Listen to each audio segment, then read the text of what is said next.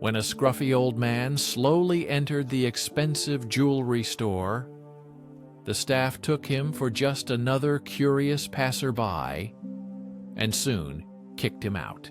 No one suspected that behind his worn appearance lay something more valuable than any gemstone in the display case. Chevalier Fine Jewelry Store was unusually quiet that morning in New York, the hall gleaming with gold and jewels for the incredibly wealthy. The staff eagerly awaited the next client, and those entering the store moved with confidence, as if they felt at home in a world of luxury. The employees knew their business perfectly. They recognized a potential buyer by their gaze, brands, and subtle signs of wealth. This man with a stooped back and tattered clothes showed no signs of special status, and interest in him faded immediately. Perhaps he was lost and mistook the store for something else. His unusual behavior was mysterious and strange. His name was Walter Smith, a tired man over 80, who came here with a certain purpose, harboring a great love in his heart. Each slow step bore the weight of the memory of a love he would never forget, and he approached the reception desk. He placed the bag on the table and said, "Please look after this," he addressed the receptionist. A feigned smile could not hide her disgust. Walter paced around the display windows, his worn shoes squeaking on the clean marble. The staff watched in silent amusement. This old man seemed out of place and unfamiliar, probably not knowing his own name, let alone the creators of the jewelry. His clothes spoke for themselves. A faded flannel shirt, loose jeans worn at the cuffs, and a misshapen sun hat, more for protection than style. He sharply stood out against the impeccable elegance of the store. The staff exchanged glances, hiding their unspoken judgment. Here, dreams were assigned a price, not sentimental value. The old man moved slowly, carefully examining each piece of jewelry. Finally, his gaze settled on a necklace that seemed to hold the warmth of a stolen sunset. What is the history of these stones? Their color is something unusual. I've never seen anything like it, Walter croaked, his voice barely audible over the soft music. Sarah, one of the senior sales managers, explained, "These are rare Burmese rubies, known for their intense pigeon blood color. They seem alive, with a fiery glow." Then she stepped away, continuing to assist other customers, leaving Walter to gaze thoughtfully at the jewel, as if trying to unravel its mystery. Walter looked closely at the necklace, despite the talk about its rarity and price.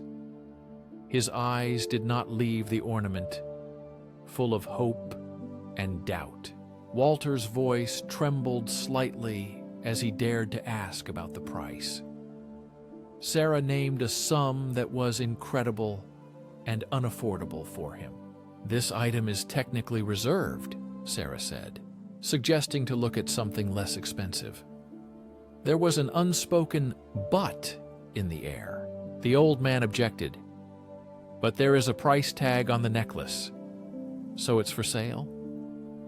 His voice sounded stubborn and insistent.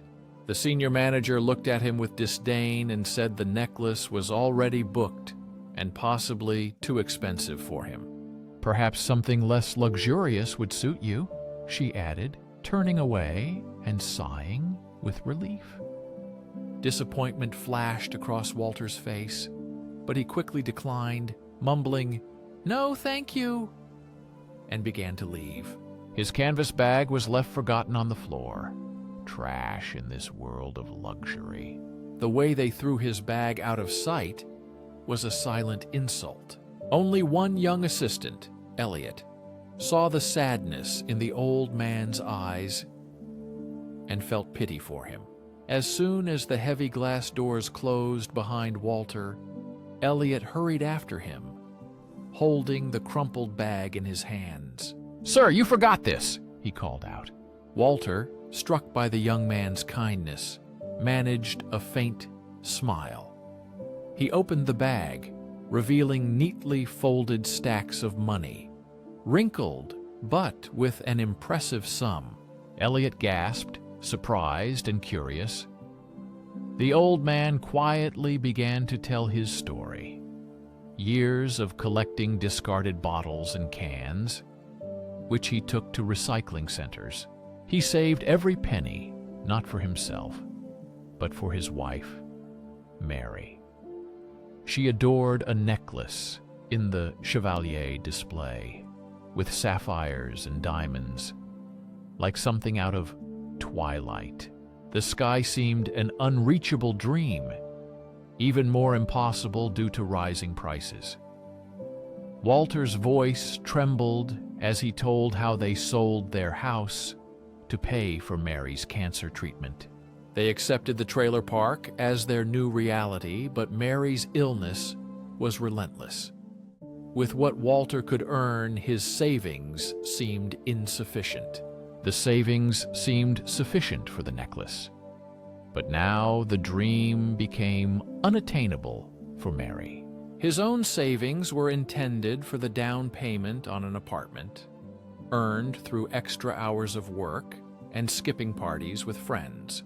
Walter's love and sacrifice gave Elliot a new perspective on things. After escorting Walter home, he couldn't forget his broken heart. Walter left the jewelry store empty-handed.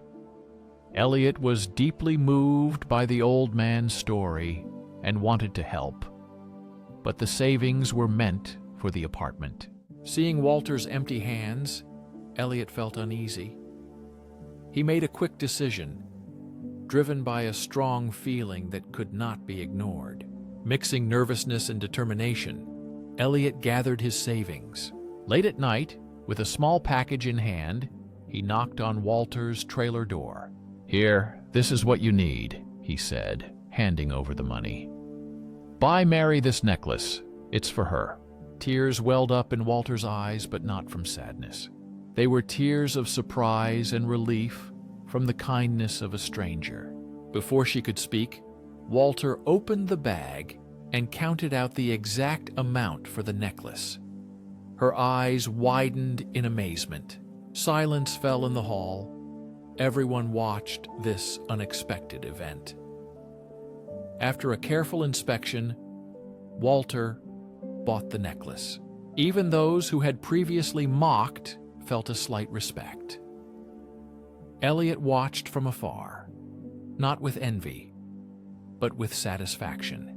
Walter's joy was worth more than any jewelry. Leaving Chevalier, he almost floated home, holding the box with the necklace in his worn hand. The box seemed heavy with love and loss. He smiled, feeling inner peace and happiness. He carefully took Mary by the hand, gently helping her. She slowly stepped outside, her steps weak due to illness. He pointed to a small patch of land with a crooked swing. The swing was the only thing left from their sold house. Mary looked at him in confusion, her fingers trembling. Walter opened the box, and the light illuminated the sapphires. The sapphires shone even under the dim sky. Mary gasped, her eyes reflecting the gloomy blue color of the stones. "My love," Walter said, his voice trembling with emotion. "It was always meant for you." With endless care, he placed the necklace around her neck. Mary touched the jewelry, tears streaming down her cheeks. "Oh, Walter," she whispered, "I feel like a queen. This is perfect for a precious hour." The necklace restored the spark of the former Mary. She laughed, a sound Walter hadn't heard in many years. A moment when illness seemed far away. They sat on the old swing, holding hands. The sun was setting beyond the horizon. The next day, Mary peacefully passed away. The memory of the joy the necklace brought stayed with Walter. It gave Walter comfort. Soon he returned to Chevalier. He smiled, recalling that precious moment and the love they shared. He saw in Elliot a glimpse of his old, mischievous character. Elliot, maybe I've found a lost buyer willing to pay full price for the exquisite necklace, he winked. Then he continued, let's say this is Mary's way of helping you. Consider it a bonus. With your work ethic, the apartment will stop being a dream very soon. He knew the sacrifice Elliot had made and wanted to honor it. It reminded that even amid hardships, kindness can change the situation. Treat every person with kindness and respect, for you never know the burden on their hearts or the storms raging in their souls. In a world where you can be anything, be kind. This simple truth can change lives and give hope.